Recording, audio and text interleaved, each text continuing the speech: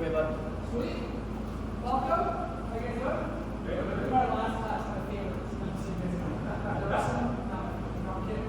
Well, perfect. Thank you for the introduction. Thank you for hosting this. All good stuff. Yes. Give you a little more background on me. I have a huge passion for teaching, and I have even more passion for teaching students.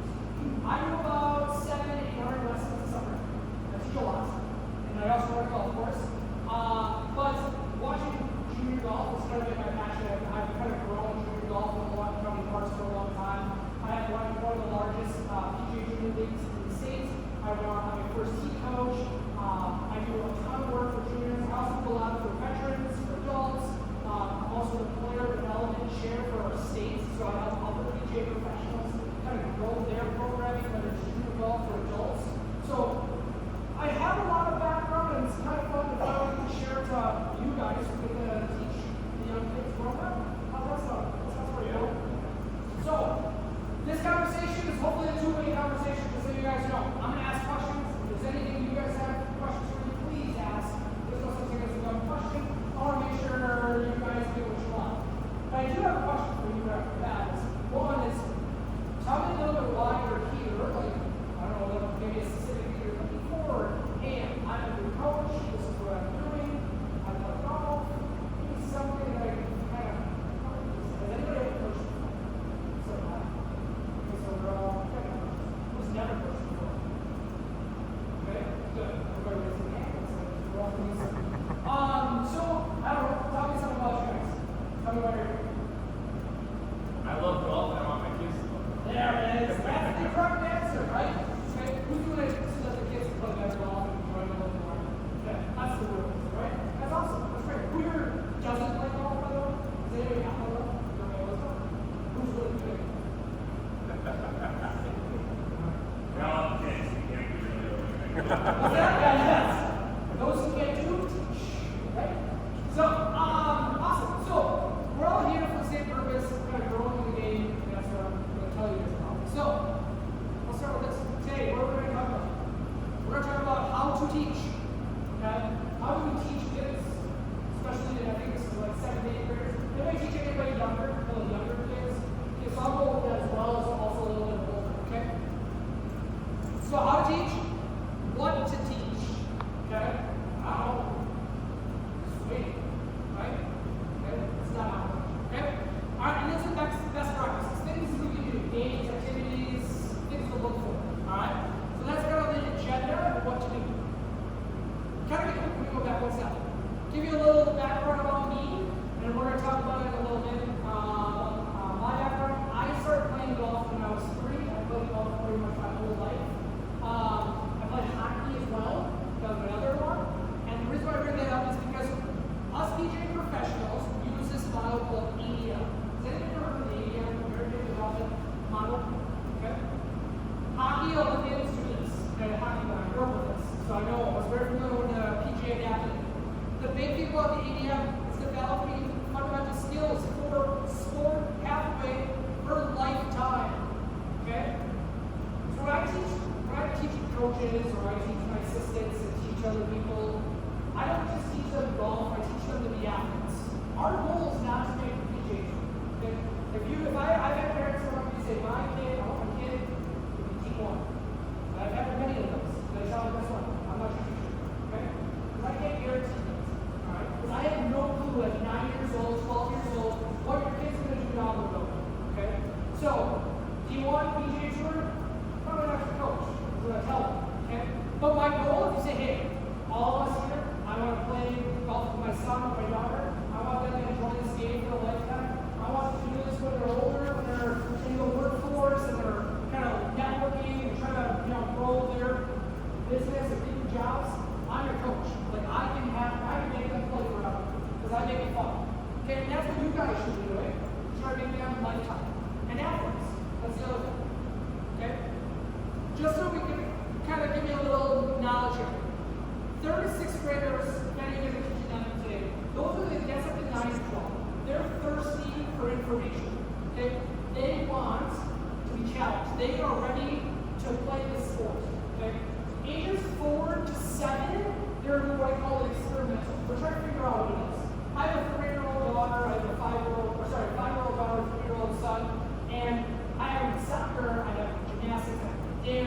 out to it as a parent, right? We try a bunch of different things to see what they find interest. And then typically right around the 8, 9, they kind of gravitate to certain sports, certain activities, and that's where they're at this age. And they're a lot more, okay? Oops, wrong way. Okay, here we go. At the 7th, 8th grade level, okay, they already know they like golf. They love it. They want more of it. Okay? Typically at 7th, 8th grade, they're about 11 to 14 years old, 13 years old. Okay, it's going to be a little different. They got to be playing more. Okay, we got to hold a little bit more accountable. Speed and strength is changing. It's something as a coach we got to understand, because one of those what's happening around 12, 13. Puberty, right? Girls a little bit earlier, a little different. Boys a little bit, earlier, yeah, boys a little older. Okay, that changes. Okay, skill, 60% should be still skill, 40% competition. Younger kids, it's typically 70% skill training and 30% competition. If those are flipped, let's say those numbers were flipped, 60% competition, 40% skill. They'll be worked out. They won't like the sports, they will not enjoy it, they'll be discouraged, and they will not be playing well. Okay? It's about learning the fundamentals now for the lifelong down the road. Okay? One thing at this age, anybody that's teaching younger, 9 and 12, we do not want to specialize. We encourage kids to play multiple sports. I play hockey, I play golf. That specialization is something that happened to me. So my dad loved golf. I played golf my whole life. The story is I never been camping. My camping was the nearest hotel to the nearest golf course we're playing. I still live in St. Martin, Wichita. Never been to a national park, okay, because I played a lot of golf courses growing up, okay? So when I got to high school, I was shooting about 41, 42 my freshman year. Some of you guys are like, that's pretty good. There's better kids than me at the time. When I left high school, I shot 40. I shot 2 shots better. I played so much golf, I got worked out. I quit golf for 5 years. Never picked up a golf club ever. Just screw it. I don't want to play this. Stop playing. Luckily, I followed my passion again down the road because I thought I wanted to be a tour player. And that was a real quick dose of reality. Okay? So I stopped playing. I didn't go that route. I didn't go on a different route. But one of the things we do as younger kids, we don't want to specialize. We encourage them to play multiple sports. I played hockey. I played golf, but most of it was golf, and then hockey was second. So we want them to play. We don't want what I call the Tiger Woods effect. Okay? If any of you coaches or parents or coaches that see parents like, I want my kid to be the next Tiger Woods, they're not going to achieve that. They're going to get burnt out. They're going to be just like me and everybody else. And when they also do specialize in a sport, they're up for more injuries.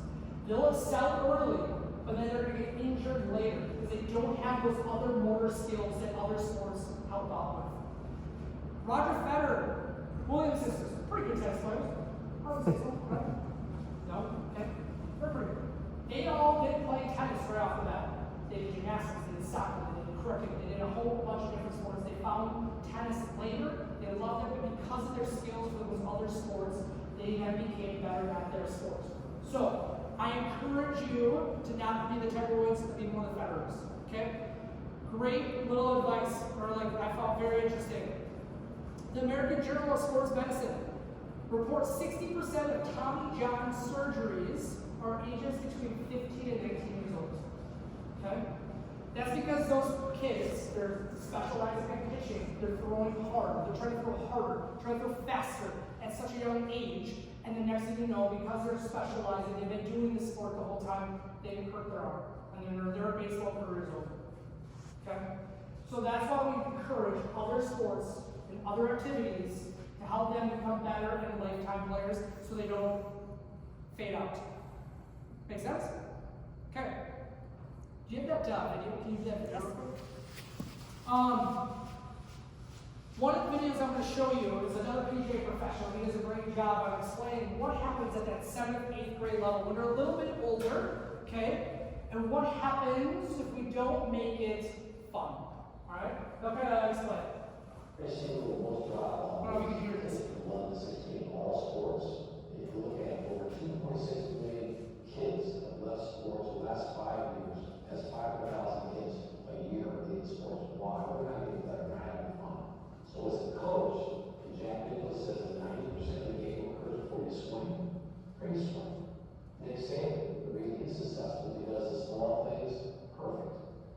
forget the setup involved: grip, posture, ball position, aim, mindset, and tension level. Sometimes you want to look at how do you flop, how do you hit a big curve in the ball, how do you drive it further?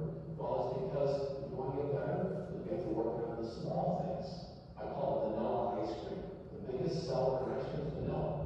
So let's be more vanilla with your golf games. Don't make it too difficult. We talk about young kids are maybe doing too much in sports or plays. Let's have fun. Fun is setup. So going back to 11 to 16, keep many games, have fun, but perfect the setup.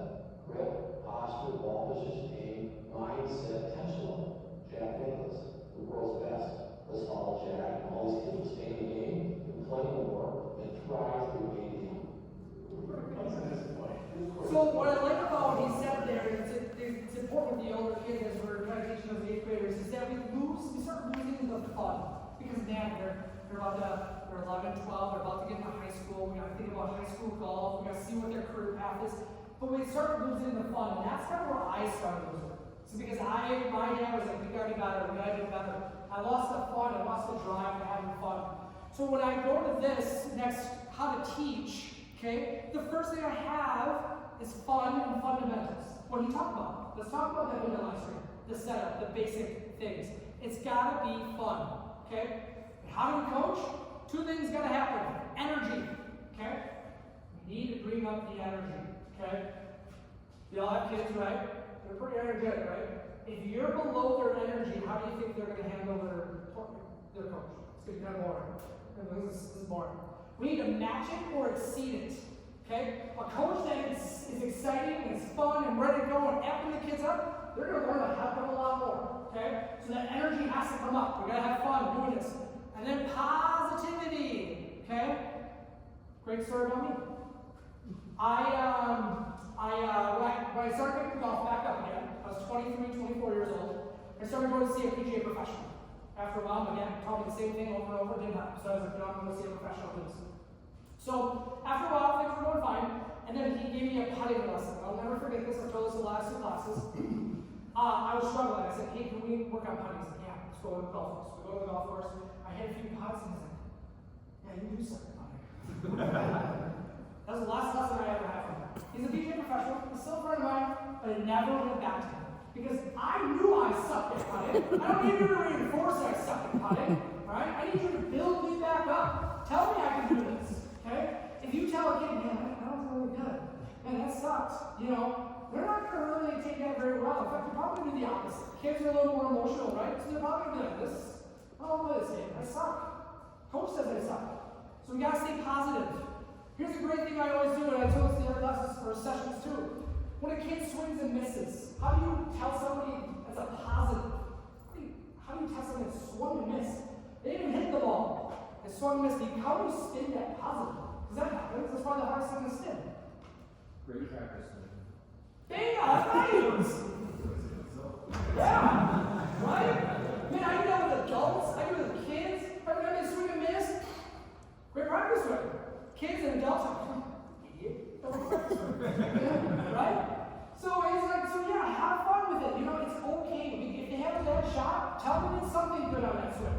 Man, your posture looked really good on that. It's okay you missed it, right? Man, you hit it, you topped it. Man, I saw you transfer your weight good. We'll get it next time. Positive. Gotta stay positive. Okay? Okay, aesthetics. This is the difference between a good teacher and a bad teacher, by the way. Okay? Who's ever seen Scottish Shepherd swing? He's pretty example, right? Okay? Alright? If you ever see a swing, he does this little foot thing, slides out, his foot goes left. You ever see that?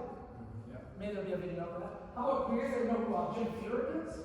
Yeah, he's goofy, high, I don't know. How about Matt Wolf? Guy on a left tour. He does like this pitch, goes up, comes through, swings, feet lift the ground. If he came to me, and I said, and I based it on what I envisioned the best good-looking golf swing would be, I'm like, oh, we gotta change it all, right? So what I try to encourage coaches that are teaching kids, okay, is if they're getting the result that we're asking them to do, don't change the swing yet. Okay? So for example, let's just say our goal today is to get the ball up in the air.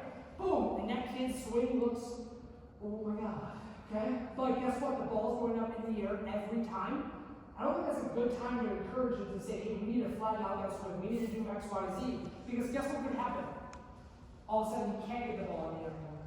And now, guess what happened? We discourage him. Maybe when he starts struggling, or we tell him to do a different drill, that's when we start applying some of those swing changes. Does that make sense? Sometimes we don't want to do it based on visual. We got to do it based on results. Okay? Here, I got both. This is a great one.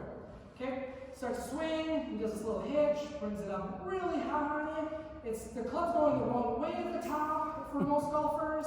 He comes down, perfect spot on the downswing, and then watch his feet up, both in the air, left foot that way, and he just tries something like that 3 times. Okay?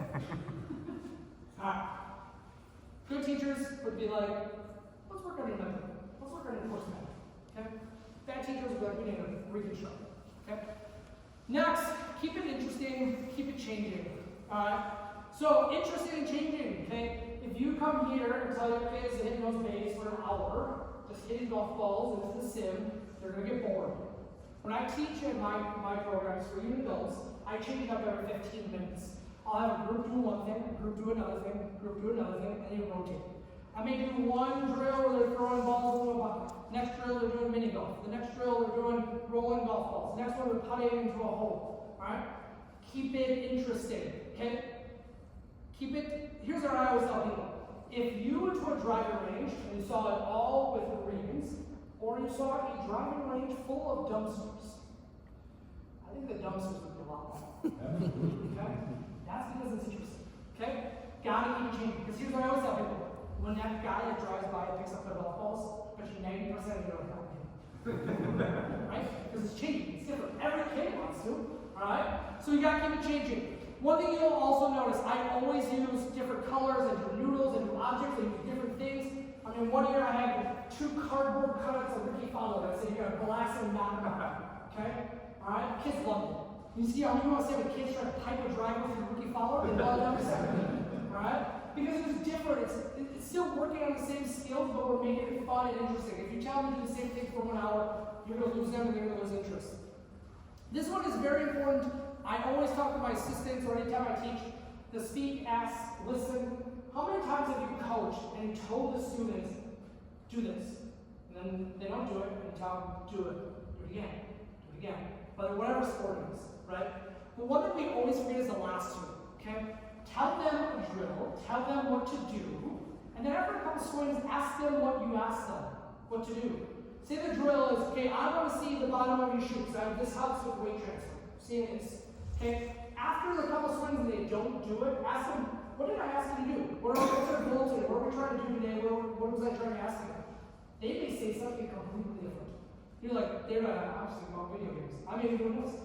What that tells you is where they're thinking. What did you tell them and how did they interpret it? They may interpret it completely different to what you're doing. And then you gotta listen to them, okay? Because when they ask you, well, man, I gotta listen. Okay, well, maybe I gotta change what I'm asking. Okay? Great conversation I had once is that same teacher, nothing against this teacher, just haven't had a lot of time. Okay? Swinging, he's trying to work on my path. Okay? And I kept it coming a little over the top and on this little fade. Okay? It's a little over the top.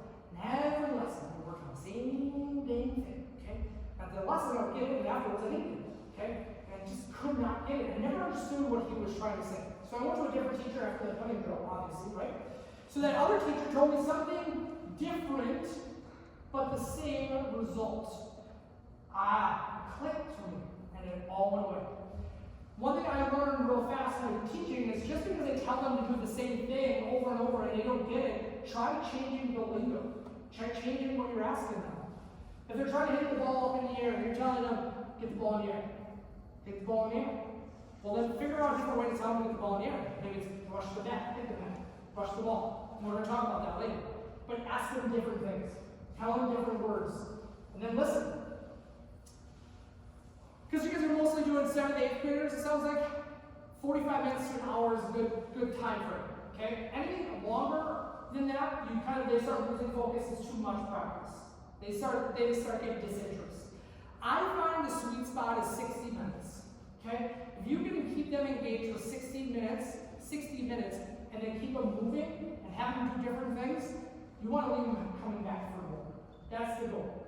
Don't leave them, when they leave here and they're like, man, I'm tired, this is suck, they're probably not going to want to come back. So you want to leave them wanting more, so they want to come back here so they can keep practicing here. So you're going to come and play golf forever. And then the last thing is divide. Okay? I get a lot of parents ask me, I can't tell you how many I've had where they're like, my son's 4 years old, my son's 5 years old, my son's 3 years old, my son's 7 years old, they've never played golf, but I think they prefer one-on-one lessons. And I'm a coach that I don't like that. Because most kids, I think, work better in groups. Kids want to have fun. They want to see other kids doing the same activity. They work off each other. They feed off each other. Okay? When a one-on-one instruction with a little kid, they're typically shy, they're coy, they don't want to talk, they're always looking at mom, where's mom? She okay? Alright. When they're in a group with other kids that are similar skill level or similar age, that's what they're doing. They're probably talking to them. They're trying to work together. They're having fun with each other. They're goofing off. Okay, I encourage goofing off to an extreme. Because it gets them comfortable with each other. Okay? So what I always tell people, put them in smaller groups, and then you can also put them by skill level. Because I know a lot of you guys might be teaching some new players, maybe some players have been playing for a while. What I like to see, what I've found over the years, is I put the skilled or better players with one group, and then the newer players with others. Okay, the same skill level to match. Okay, I find it's more discouraging if you put a better player with a weaker player, and then what happens is that weaker player feels like I can't do this. Okay, when I do my PGA Junior League, I have it broken up to advanced, recreation, and beginner. Okay, advanced always plays against advanced. Recreation always plays with recreation, and beginner plays with beginner. Because if that advanced plays with that beginner, they're probably going to win. They're going to get discouraged. They're not going to have fun. That's what I think right now. Okay? Off-course teaching. Alright?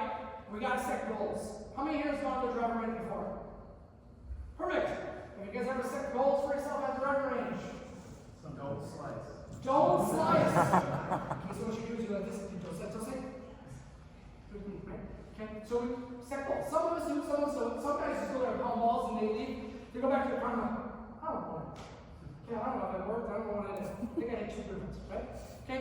But setting goals.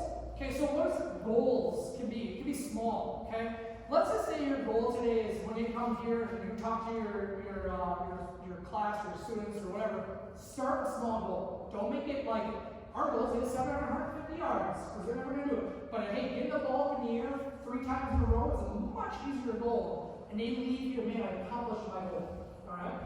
So having some kind of a small goal that is achievable will encourage them to get into the sport longer. How do we self-motivate? Okay? Well, one would be leaving them more, setting those goals, getting them motivated in here and having fun. And lastly is moral values. Okay? As a first team coach, okay, one of the things we used to have is a 9 core values. Okay? Honesty, integrity, sportsmanship, perseverance, honesty, you get it. Okay? Those things are not taught in here sometimes. What they're normally doing is they're taught on the golf course or at home. But one other thing I do is like, so for example, respect is typically the first one I always do. I say we respect our teacher or coaches. We respect the green. Because I always, when I teach, and I encourage this for you guys, we always work from the green back. Never the opposite. We always work with putting, chipping, probably double that. Then irons, then driving. Driver is typically the last class of the work. Okay? Because most of the time juniors struggle with putting and chipping. They have no problem pounding a driver for an hour. Okay? So, but what we can talk about is how do we respect the green? How do we respect ourselves? How do we respect what are we supposed to do etiquette-wise on a golf course? Okay? We can talk about that off course, or even when we're in here in this awesome putting green. If you see a kid running, say to you, are we supposed to be running on the green and outside and in here? Probably not. How about we don't do it? Okay? Respect this area. Okay? This is a very nice facility. How do we respect what the junior cup and the Gonzalez family and all these guys kind of created here? Those are those words, sportsmanship. When you're doing games and stuff, how do we encourage some sportsmanship? Kids grow up faster on a golf course than any other sport. Okay? Because they're taught this stuff at such a young age. And I encourage you guys to keep teaching this stuff.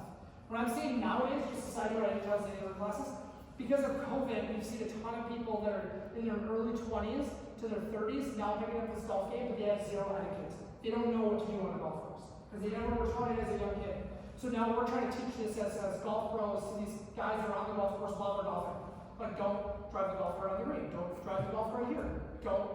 What's slow play? I can play as an 8-some, why can't I? Put 2 tee times. All those things. They just don't understand. But what I want you guys to do as coaches is not only set goals for the kids, teach these things, but set goals for yourselves, okay, as a coach. So what does that mean? As a coach, what is our goal? Like, we come here and we're going to teach these kids and you're hoping them to do well, but what about you? You can set a goal for yourself. My goal is I want to make sure I help out every kid. I want to make sure I talk to every kid that is on my team. I want to make sure that every coach, when I leave for each kid, knows my name. I want to make sure that every one of them has fun in it. I don't care what the goal is, but as a coach, set a goal for yourself. Okay, and see if you can do it. Because now you're going to be growing yourself as a coach.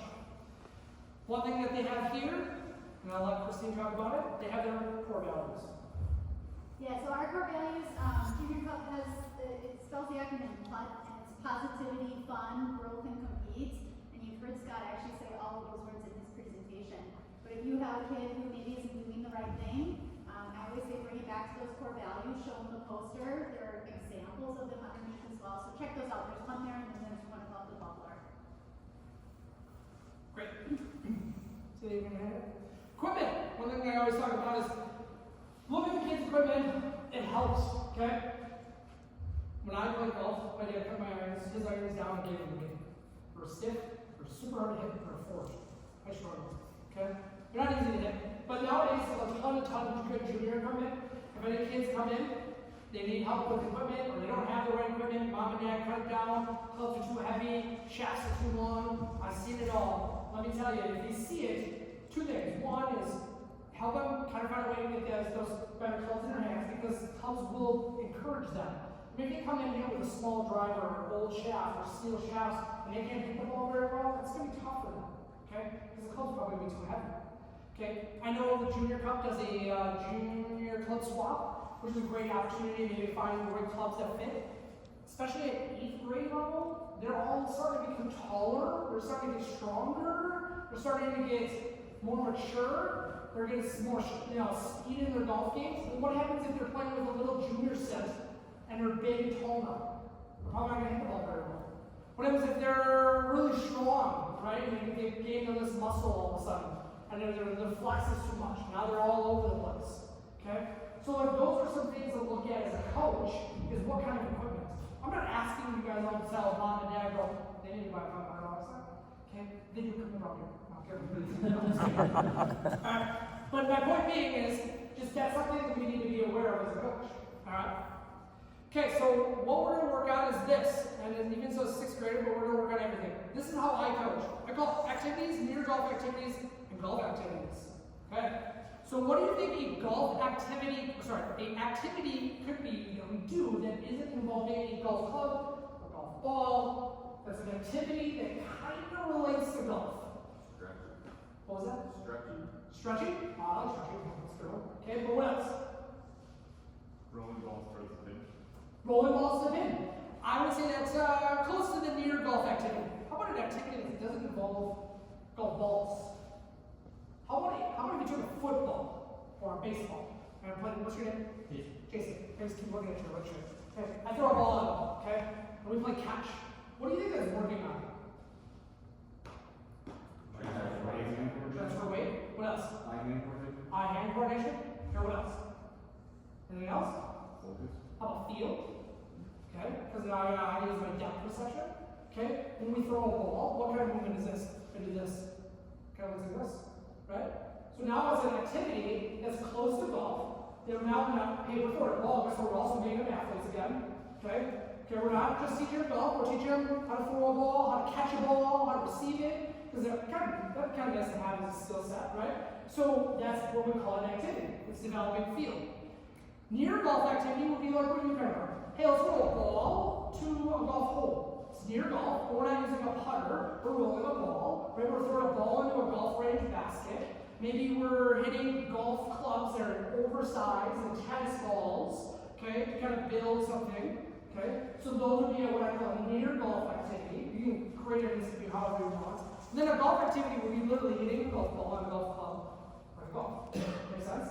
So when I do any one of my junior clinics, or even my adult clinics sometimes, depends on the skill set, is I have these 3 stations set up. So the first section, let's just say I want to work on feel, or chipping, it's a good one, right? So the first thing I would do is I would have a bunch of baskets, and I would throw a tennis ball into a basket, okay? Or a football, or a basketball. And I would tell them what I want them to work on is their length of their arm swing. How far am I doing this? Okay, now they're learning that the longer my arm goes back, the further it goes, guess what? The ball goes farther. Also using eye and hand coordination and depth perception. A near golf activity might be, let's say I'm going to use, I use snag a lot, or I have a big gigantic dartboard you'll see later. I'm going to use these big heads and a tennis ball, and my goal is to chip it on the green. I don't care where it goes, because let's be honest, the best way to lower your score is no 3 putts, no 2 chips, and no penalty shots. So if I can get them to chip the ball anywhere on the green, perfect. Okay? And then the last thing would be is actually taking a golf club and a ball and doing chipping. And I would have those 3 stations set up, or 4 if I want to have a 4th one, and every 15 minutes they would go, and then there's your hour lesson. And guess what? They learned a ton of different skill sets in 15 minutes each, and then you know what they all want to do? They all want to come back for more. They're like, that was fun. I did a whole bunch of different things. Instead of saying, okay, we're going to work on chipping, we're going to this mat, for the next hour, your goal is to get it somewhere over. Okay, after about 20 minutes, we're going to have all the chaos, okay? Because the sugar kicks in, so, no, it's good. Alright, so, or dinner, because you guys, this is more at night, isn't it? Yeah, okay.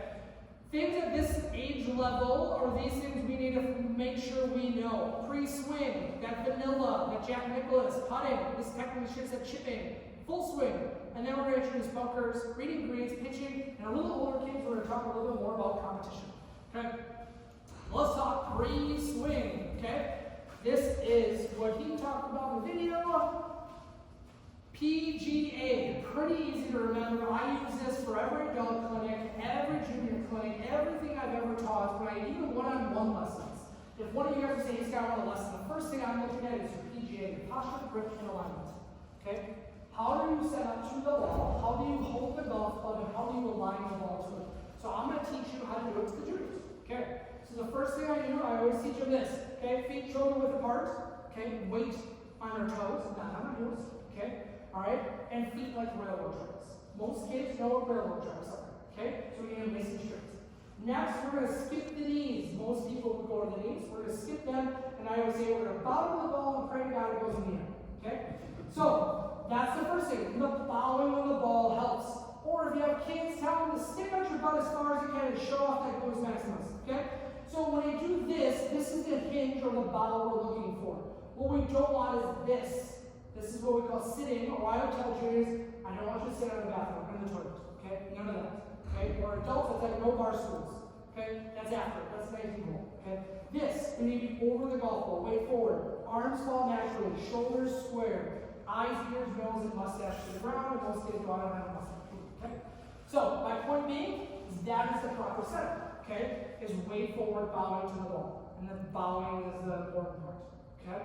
That is where the posture part comes into play. Well, how do we work on that? Well, here's what I'll tell you.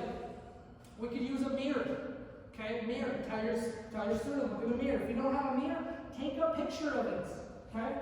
So have them take a picture of it and say, hey, does this look what we're supposed to do? Don't tell them. Just ask them. Does this look correct? And they go, no. Or they say, yeah, that looks perfect. Well, you think we can do a little more bow? What about your knees? You think there's a lot of knees? Oh, yeah. Redo it, take another picture. All of a sudden, now they start analyzing their own golf swing. Grip. Okay, who here has taught grip before to a junior? Huh? Try. It's always the toughest thing, right? Because they always switch it. Okay? Who's here kids play baseball? Anybody kids play baseball? Yeah, that's a good one. I want to do this. Hold on a minute. Okay? How do you teach? How would you have taught a junior in class? She wasn't grip and rep. Grip and rep. Go back to the interlock. Interlock. Okay, so how do you, anybody else teach kids to do grip? We went one step when we started, we went to kind of higher, to baseball over the phone, trying to work forward in the locker room. Yeah. Okay, that's good. Here's what I tell you. If they've never heard the club before, I'm okay with just basically hands really close to each other, but here's what I tell them. Let's start with the thumbs first. I think the thumbs is the easiest thing to help them teach. And how I teach it is a clock. Okay? So I tell students, this is 12, this is 6. And then from here it goes 1, 2, 3, 4, 5, 6, 7, 8, 9, 10, 11, 12. Okay? And I tell them, if they're right-handed, they're left-handed. That's how they raise their hand. Okay? I want that thumb pointing to 1 o'clock. 1 o'clock. Take your right hand. I want that thumb pointing to 11 o'clock. Now, whether it's not, I have a good neutral grip. They crisscross. Okay? We don't really want close hands going down. Okay, we want crisscross. And then as far as interlocking, as they get older, or the older kids, we want to encourage them this. Okay, we want them, they're going to let those sucks. Like, hey, feels good. Okay, good. That's what I would tell others to do. Good. Should feel good. Okay? It's new. Okay, so interlocking helps. If they have really big hands, you can go overlap. Okay, but why do we want the interlocking? We want the hands to work as one, not separate. Because what happens is it starts to slide like this, and then they work opposite each other, and they're not going to get very far. Okay? So doing this. Okay? Now, I will give you a little secret. So as far as grip, I try to get all my students to do a neutral grip. Okay? But there are times where, remember what I told you, aesthetics doesn't change. Does anybody know who Matt Fitzpatrick is? No. Do you think weird about his grip? Okay, he's a pretty good player, isn't he? Do you guys know he chips cross-handed? Yeah. So he chips like this. Do you think a good, I would never tell him to change. There's one more turn as an arm. Okay? I'm not saying that's the case, but here's what I'm telling you is that I think the neutral grip is a great starting point. Okay? Get them into that one position with the thumbs crossed and then interlocking their fingers. But if you look at tour, and this little statistic I have here, 55% have a neutral grip, 35% have a strong, 10% have a weak. There's the 3. You would think all the tour players have the same grip. They don't. Just like everyone would have different swings. Once again, it goes back to, are they doing what the goal of what we want? Are they getting the ball in the air? Are they hitting straight? Are they doing whatever we want them to do? Sometimes it's okay if they have the baseball grip. It's a good starting point for younger, but ideally we want to get into a neutral grip, and then we can adjust from there. Any questions on that? Oh, alignment. Let's talk about that. That's even more important. Okay? Alright, so who here knows how to properly align in golf? So let me ask you this. How do you line up for your shots? If you were going to hit that way, what do you use to make sure your alignment is correct?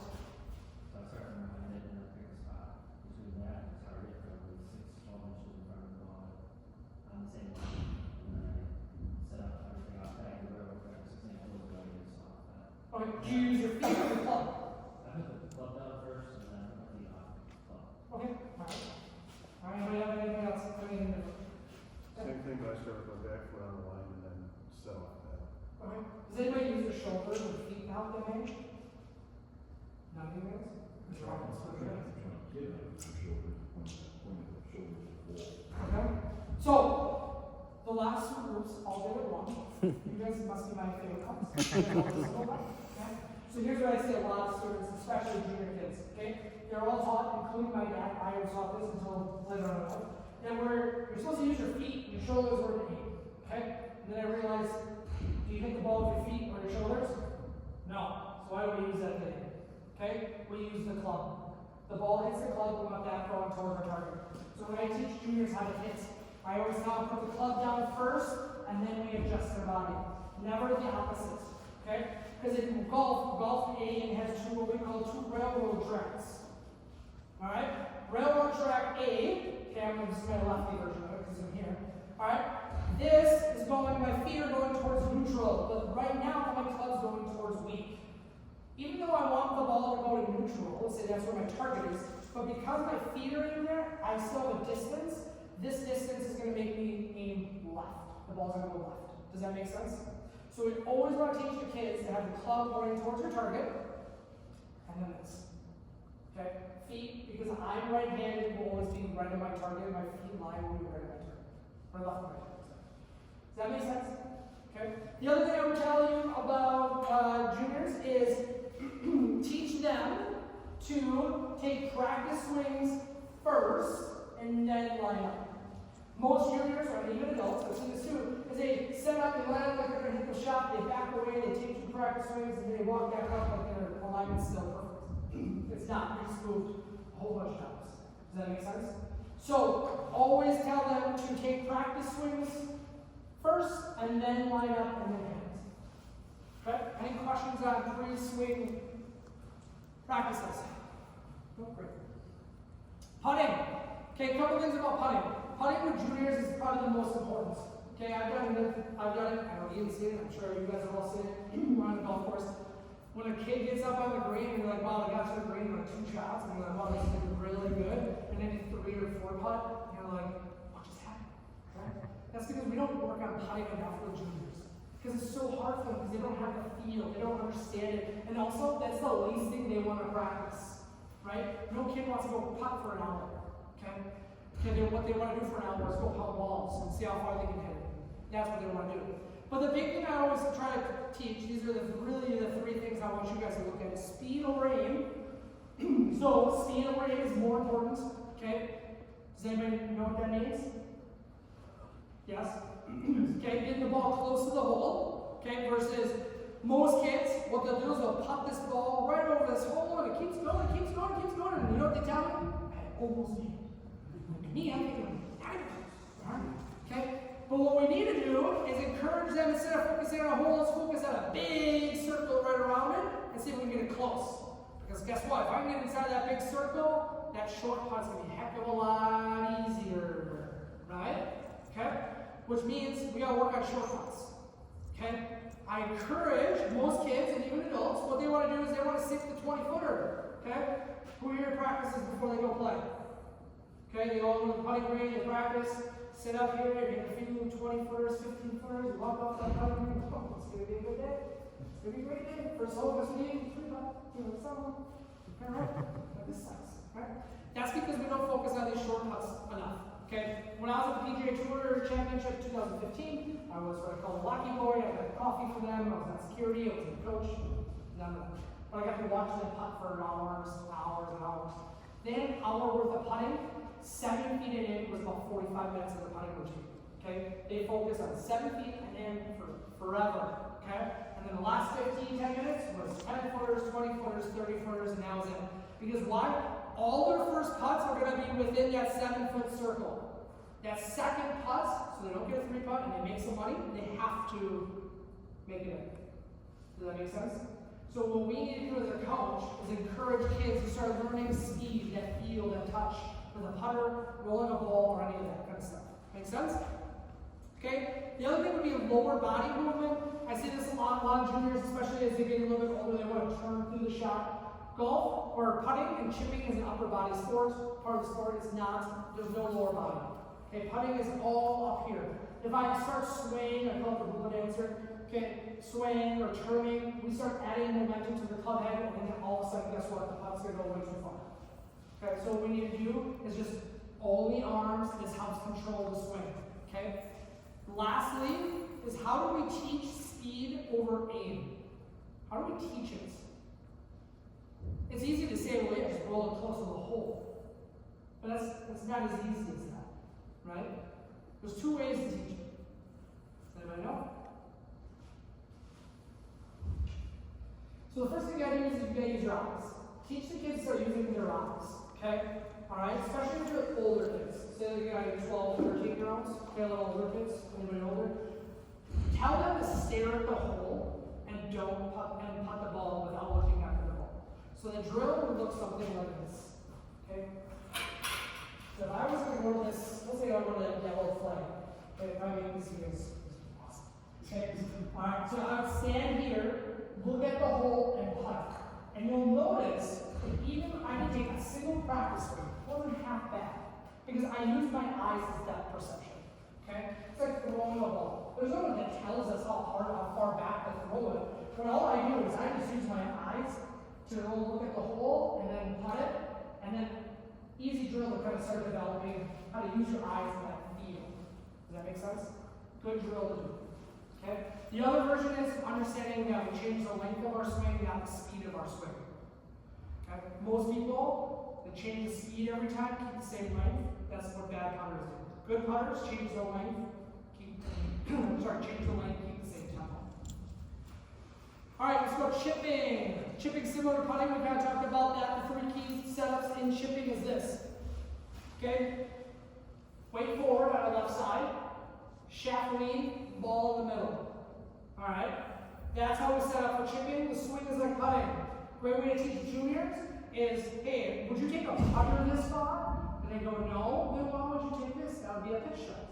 This is pitching, okay, half and half, okay? Chipping is small swing, okay? That's a really good indication of how to teach a kid what a pitch and a chip is. Small swing versus big swing, okay? Once again, you'll notice more colorful things, noodles, okay? Make it fun, make it interesting. Here's a good one, I love, this is a good drill I just told every class. Get some rings, get some hula hoops, okay? Have them shift at different spots, but put something in the hoop. So what I mean by that is I put candy in my hoop. So every time there's a hoop, I put a couple pieces of candy in it. If they land the ball in the hoop, it means like it bounces in the hoop and it rolls. It means they hit their spot they were working with, and they're getting better at feel, and guess what? They get to keep candy. And you know how many, it's like Halloween, they stuck in their candy and eating it during class, okay, and you send them home with sugar rushes around their head. It's the best way, right? So, you know, whatever you want to do, you know, anything can be encouraging, but just give them something and give them a reward. Kids love rewards, okay? Alright. Oops, wrong way. Full swing, okay? How do we get the ball in the air? Does anybody know how to get the ball in the air? Okay, what's that? You gotta contact your club face first. Okay, we gotta hit the club face, that helps, okay? How to get the ball in the air? So you have to hit the club face, that's important. What else? Get down on Ooh, great answer. Hit down on the ball. Alright. Okay, so hitting down on the ball means we get the club and we hit down through the golf. So we get the ball first, club keeps traveling into the ground, and then the ball goes up in the air. Okay, kind of what diagram, the lower one, is saying. See how the club keeps traveling down, hits the loft, shoots up in the air. Who here has said in your lifetime you picked up your head to a kid or a friend or yourself? Okay? You can show hands. I like seeing hands. Okay, great. Okay, I do about 800 lessons a year. That is a complete myth. No one picks up their head. Right? But it's like compensate. My dad, I was telling all of our sessions, my dad used to scream at like 100 yards away, 150 yards away. Pick their head. I'm like, okay. So, no one has ever done this. They don't do this. No one picks their head. No one really takes their eyes off the ball. What they do though is their back lifts. They get here and they get up. They stand up is one way. Okay, they lift. Or what they're doing is how the tops happen is more weight shift. Okay, what happens is if our goal is hit down on the ball heads up. If my club at any point is traveling up with an iron or the ball's on the ground, I'm going to hit it like this. The ball's going to roll this way. If I have anything like this, any kid that plays baseball, good luck, is that all they've ever taught is to hit baseball off their back foot. Golf, they'll do this. The thing they have to help the ball up. If you help the ball up, the ball goes down. If you hit down on the ball goes up. So your goal is to teach them to hit the mat. Brush that mat. Why is this do that? Sorry. I should do it on this. Okay, brush the mat, hit down on the ball. I would probably say don't start teaching kids that you picked up your habit, because they're going to be like, I don't know what that means. I know my habit's up. I watched it. And if you videotape kids, for anybody, watch a swing and when you tap it, you'll never see them do this. Okay? Never happens. Okay? So the picking up the head is a myth. This is that they either are hitting up on this or their weight isn't forward. And that's why one thing we want to encourage them is weight shift. This is a great drill on the top here, okay, to kind of understand that. You can put a noodle down, you can put a towel down, anything behind their club, and put a ball in front, like this, and their goal is to hit down on the ball by shifting their weights. If they go like this at all, they're probably going to top it, or what they're going to do is hit the noodle, and they're going to instantly know how to shift their weights. Another way would be to put something on their right foot, put a brick on it, put a shoe, put a head cover, make them feel that most of their weight is on the left side. You do that, they're probably going to get down on the ball, and the ball's going to go for most bigger kids. Make sense? So then you guys are all reminiscing of all the time you top the ball and go, oh my god, I didn't pick up my head. Okay? Because I shift my weight. Baseball players do that a lot. Okay? Last thing I'll teach you is face angle with older kids. Same thing with younger kids. Teach them to hit the ball to the right. Teach them to hit the ball to the left. Okay? Tell them to straighten. How can leave your face open and have them hit the ball to the right. Have them do this and explain what do you think that's doing. Adding loft, de-loft in the club. Because it's going to help with other shots along the way, but it also tells them, encourages them, well, my ball went to the right. Why did it go to the right now? Well, maybe my face was open. Well, that's something that most kids don't think about. But if you teach them, hey, hit one left, hit one right. We're always fixed on hitting that ball straight. And I tell every one of my students there's no such thing as a great straight golf ball. Okay? Jack Nicklaus once said that. Because one, every ball moves, okay, a little bit. You don't think it does. It looks straight, it moves. Also, wind. There's also a nature factor. All balls is left, all balls is right. Wind moves it right or left. No such thing as a straight golf ball. But you know what we strive for? 300, right on. Okay, next. Driver, okay? Two things about driver. One is we have to hit up on the ball, okay? So, once again, here's my favorite noodle, okay? Another noodle drill. Put a noodle in front of it, a water bottle, a head cover. Tell them not to hit it. So now what they're going to do is that noodle is in front of them. I'll start with the head cover here.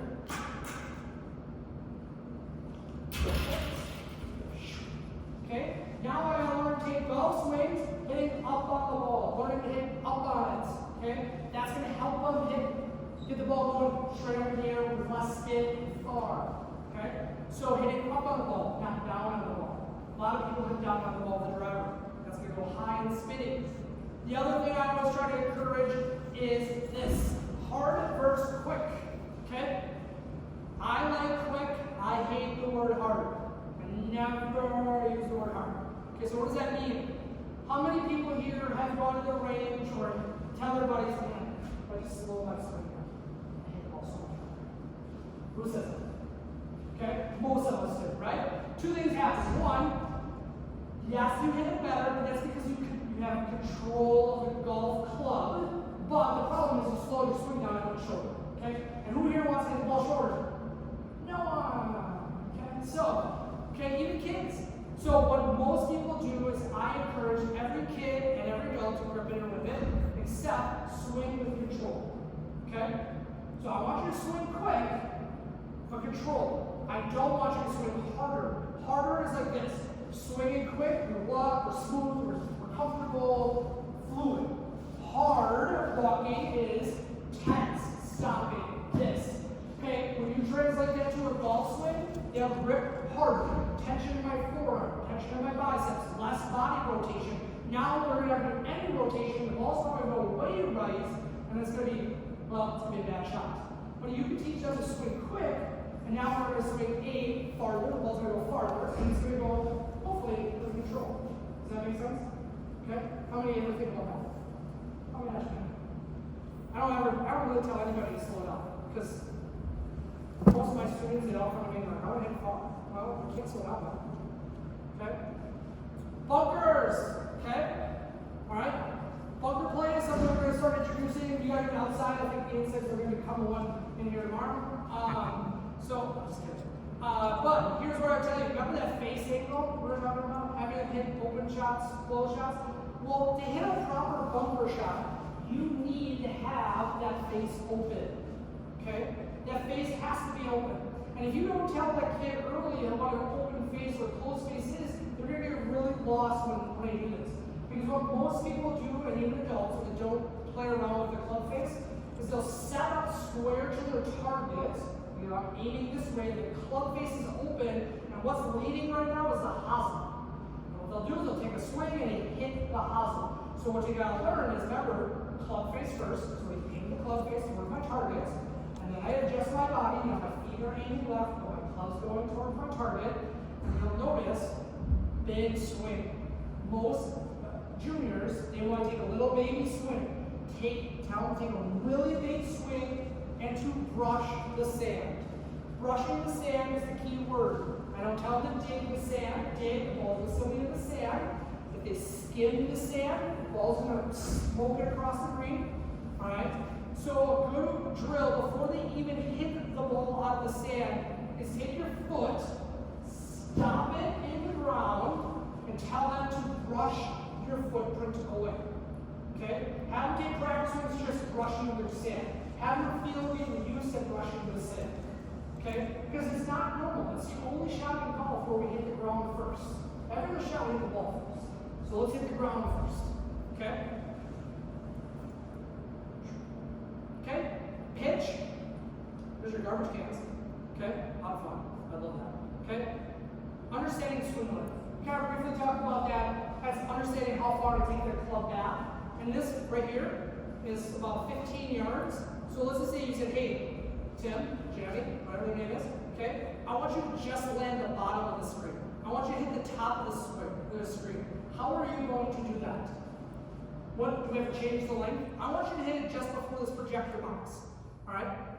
And vary it up. And what you're going to tell them and focus on is the swing length, how far the arm goes back and forth. Does that make sense? Okay? Because most kids, when it comes to pitch shots, they take full swing wedges. Okay? And I see a lot of adults do the same thing, but everything is a full swing. When you tell them to take half swings or smaller swings, it's very hard for them. That's why, once again, I encourage putting, chipping, pitches. Like, more than anything. Alright? And then lastly is competition. With older kids, we want to get a little bit more competition, 60%, or sorry, 40%, 60% still teaching them skills. Younger kids, 70% skills, 30% competition. But one thing I want you guys to understand is golf isn't just about numbers. Golf isn't just how what score we shot. Okay, because in real life, we all strive for that even par score, and we know we're never going to get it. So sometimes it's a really tough tale.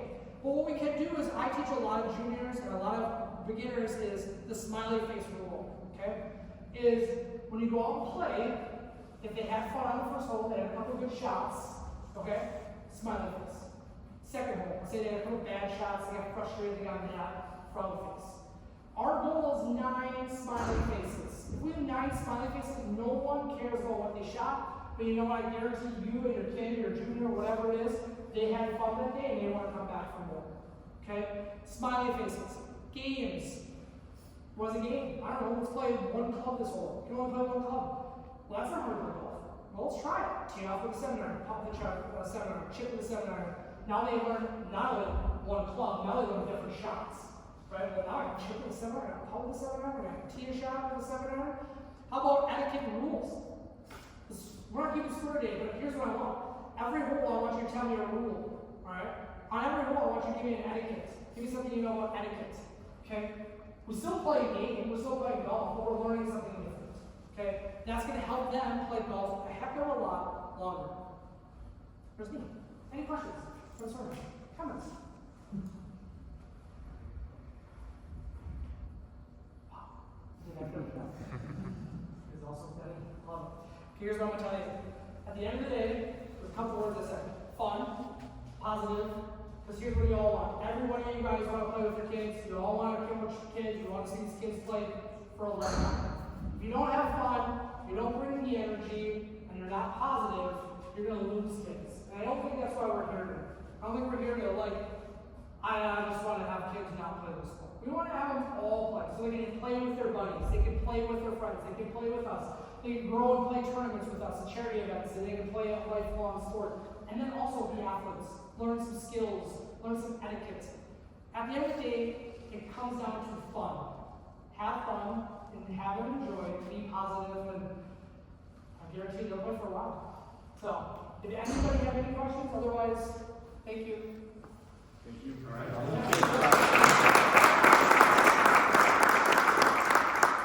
Thank you so much for coming. Not only are you Scott's favorites, group, Yeah. but you also have all 3 board members and founders here. So Nate, Matt, and Ian. If you guys had any questions